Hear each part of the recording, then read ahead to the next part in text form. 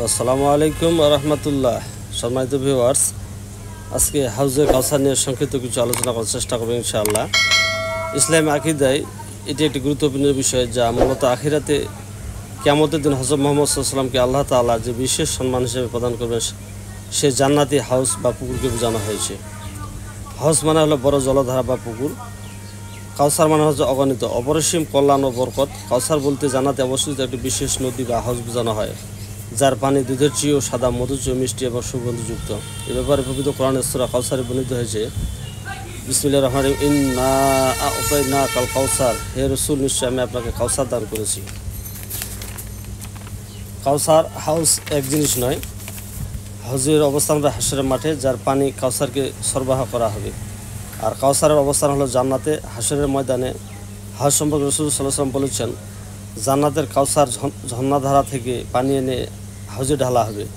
এক হাদিসে বলা হয়েছে, জান্নাত থেকে দুটি খাল কেটে এনে তাতে ফেলা হবে এবং এর সাহায্যে সেখান থেকে পানি সরবরাহ করা হবে। মুসলিম শরীফ 2300, মুসনাদে আহমদ 4th খণ্ড 424, 5ম খণ্ড 159 নম্বর হাদিস। হাদিসে হাউজ কাউসারের দ্রুত সময় বলা হয়েছে, আল্লাহ রাসূল বলেন, আমার হাউজের আয়তন হবে আইলা, অর্থাৎ বাইতুল মুকাদ্দাস থেকে সানা পর্যন্ত, আর সেখানে পেয়ালার সংখ্যা থাকবে আকাশে তারকারাজির চেয়ে অধিক। সহিহ বুখারী 6580, মুসলিম শরীফ 2303 নম্বর। হাউজ কাউসার পানির রং দুধের মতো সাদা, বরফের মতো ঠান্ডা, মধুর চেয়ে মিষ্টি, মেশক ও কসুরির চেয়ে অধিক ঘ্রাণ সম্পন্ন। একবার পান করলে সে আর কখনো পিপাসার্ত হবে না। সহিহ বুখারী 6579 নম্বর হাদিস, মুসলিম শরীফ 2292 নম্বর হাদিস। কারা কারা এই হাউজে কাউসার পান করবে? রাসূল সাল্লাল্লাহু আলাইহি ওয়াসাল্লাম বলেছে, আমার উম্মতের মধ্যে যারা ইমানদার এবং সুন্নত অনুসারী, তারা শুধু হাউজে কাউসার পান করতে পারবে। তবে যারা বেদাত সুন্নত বিরোধী পথে থাকবে, তারা এই পানি পান করতে পারবে না।